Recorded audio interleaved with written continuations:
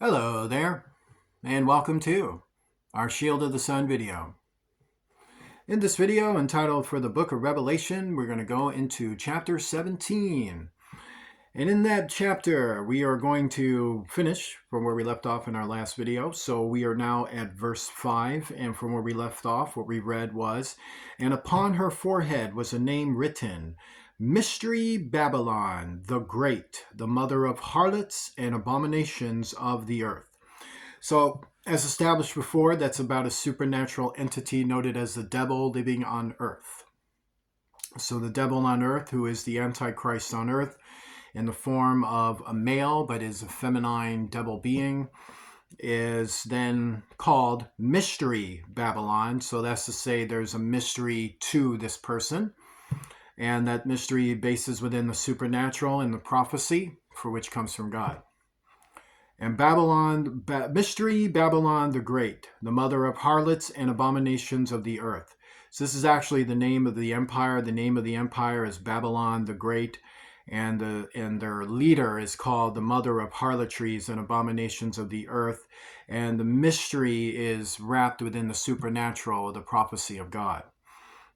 And thus, this is the devil on earth, and this is her true title. So I'm sure the Antichrist on earth would not call himself the mother of harlots and abominations of the earth, because if he did, then you're going to start figuring out who he actually is.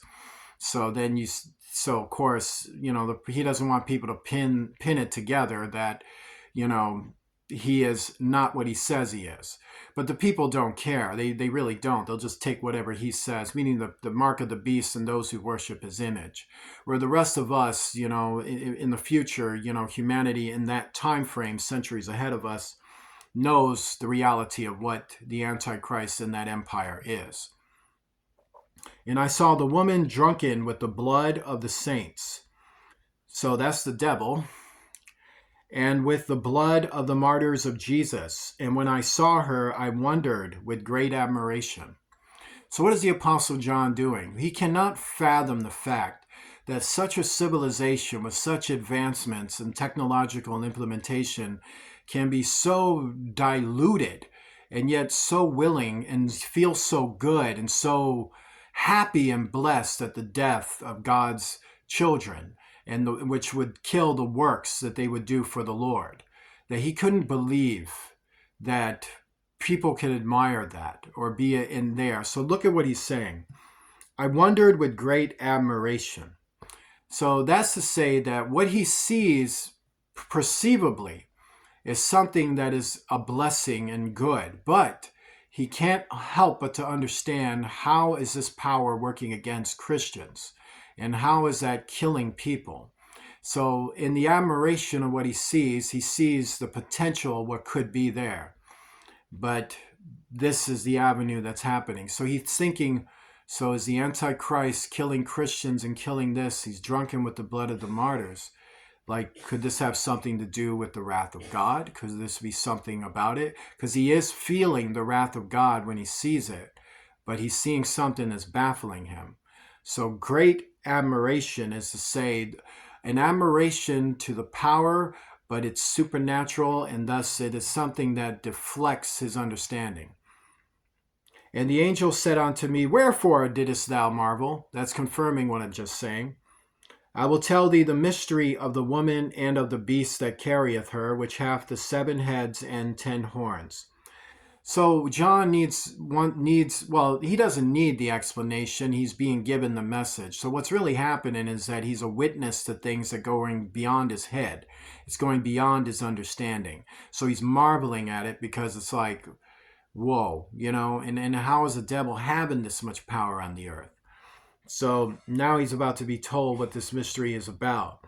So he needs to understand that what he's seeing with this Antichrist is that it ain't Christian, it ain't good, that the power he's being given is from God, but it's meant to initialize evil on the earth, to eradicate it, so the manifestation of it has to happen. So now he's told this: "The beast that thou sawest was and is not, and shall ascend out of the bottomless pit." So these are the time frames to say that there was a time when he was on earth. Well, there was a time he was not on earth, and then there was a time he was. So to understand it, that thou sawest, and that thou sawest was and is not, and shall ascend out of the bottomless pit. One time he was a spirit, and then he manifest from the interdimensional plane, which was described in chapter 9, and go into perdition. So his empire and his magnificence was built up as a method to destroy it. And they that dwell on the earth shall wonder, because it's all, the earth is gripped with interdimensional activity from supernatural interdimensional spheres. So therefore you got alien forces on the earth who are fallen angels and demons, and sorcery, magic, spell casting, supernatural activity is an everyday occurrence, and that's in that future. And they that dwell on the earth shall wonder, whose names were not written in the book of life from the foundation of the world. So that's to say, they're going to wonder in a way where they're going to worship it, and they're wondering in a far different way than what you would probably wonder about. For you, you would receive the temptation, but then again, you'd get the truth like John did, and then you're like, no.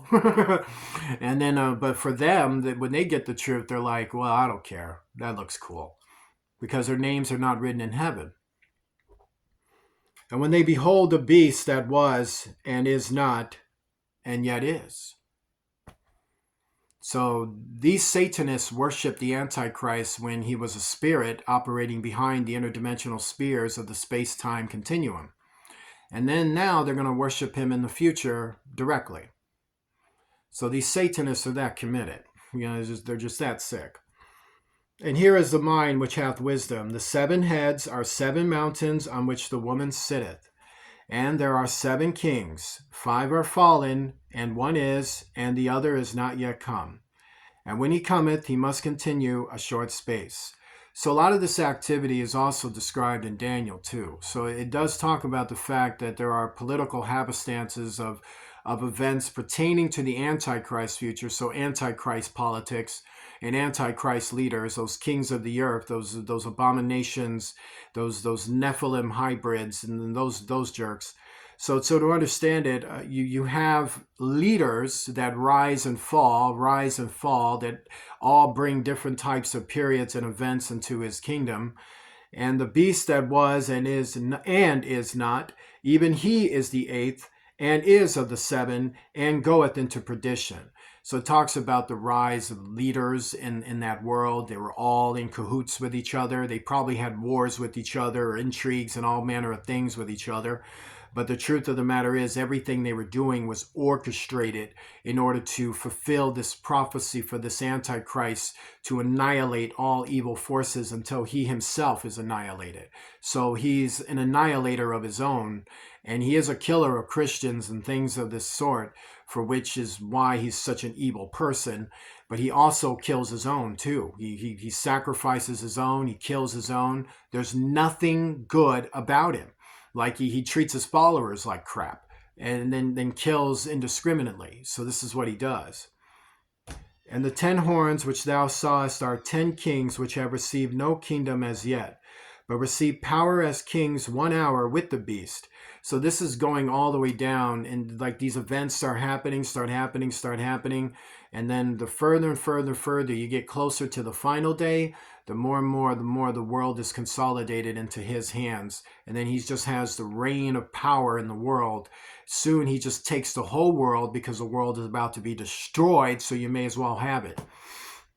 These have one mind, and shall give their power and strength unto the beast. These shall make war with the Lamb. You see how stupid they are?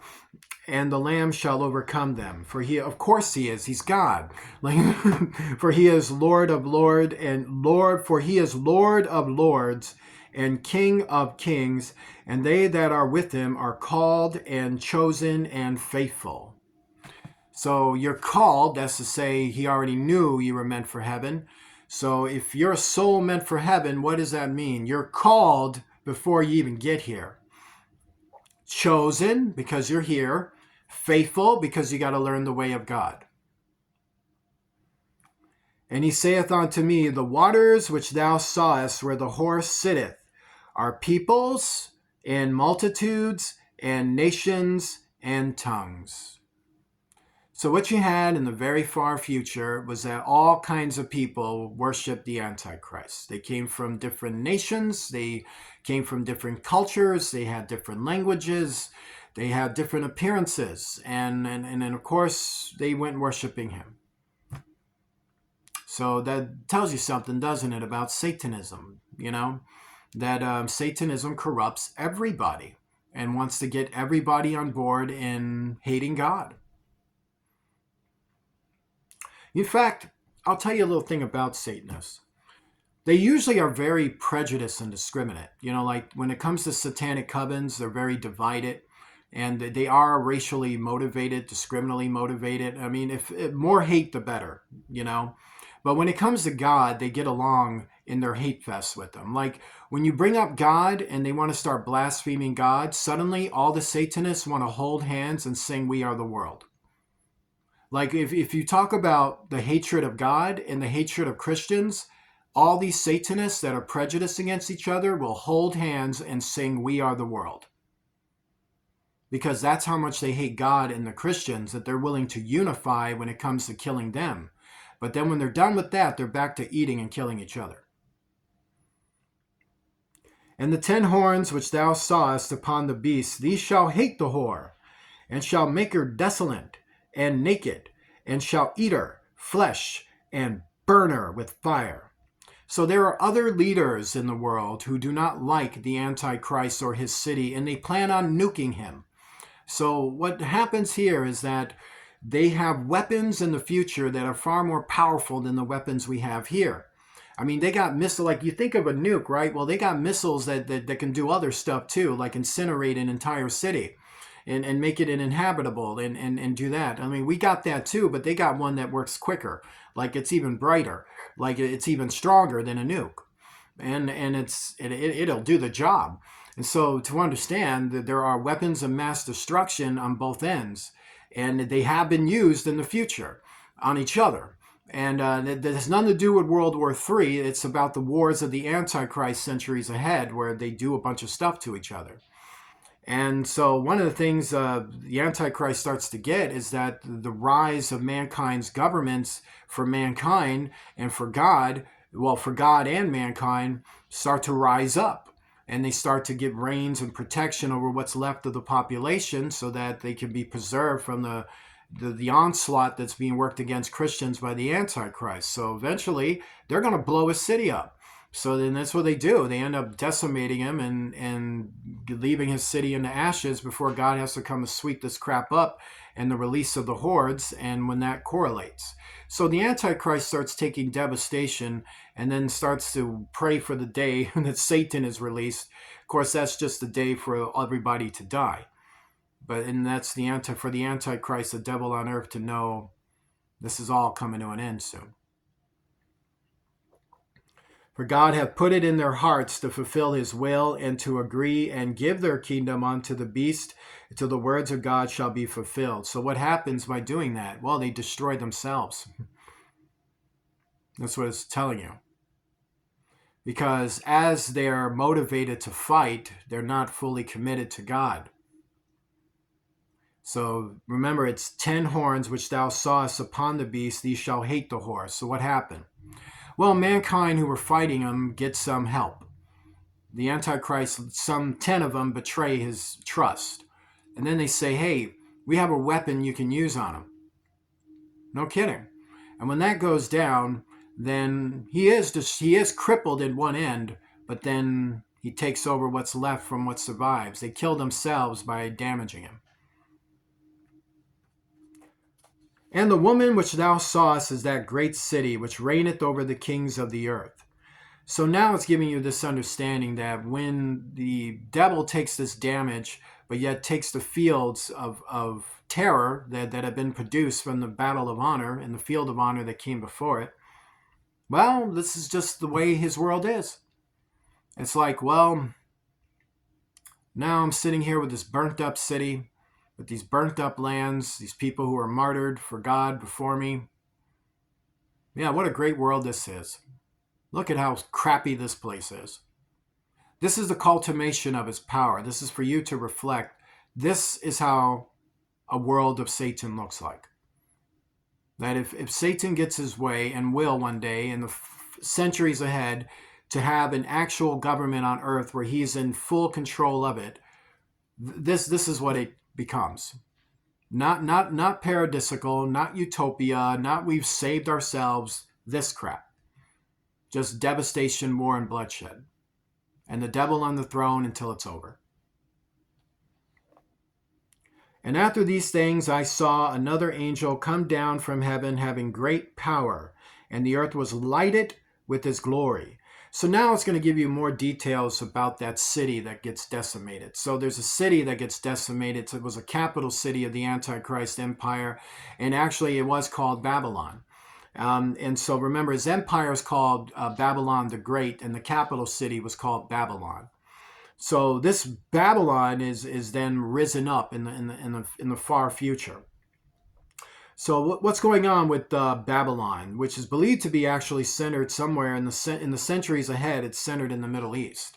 Now you got to keep in mind, once again, the Middle East today is not the same Middle East centuries ahead. It does not got the same governments. It does not got the same system. It doesn't. Most of the human population is genocided before that happens. So the Middle East is different in the future and genocided by fallen angels and demonic forces. So it's a supernatural happenstance that has occurred and described in chapter 9. So in that chapter, with these fallen angel hordes and what you read about, that does affect the vast population of the earth.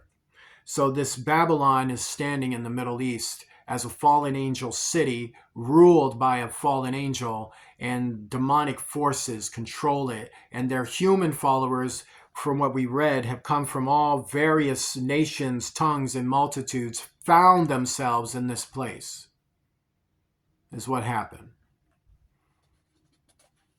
So now we're going to read about this capital city. But before we get into the details of this capital city, I'd like to reserve it for the next video. So with that being stated, I would like for you to join me in a prayer. Lord Jesus Christ, I pray, Lord, to cast down all evils from our life. And I pray, Lord, for our nations, for our sons and for our daughters, and for the enemies of God. I pray that these enemies turn their lives around and do not face the hell for their wicked decisions or the things that could come to them. I pray, Lord, to undo every sort of damage within internal mindset of our sons and daughters today involving the satanic groups who have been hurting us for these last few decades.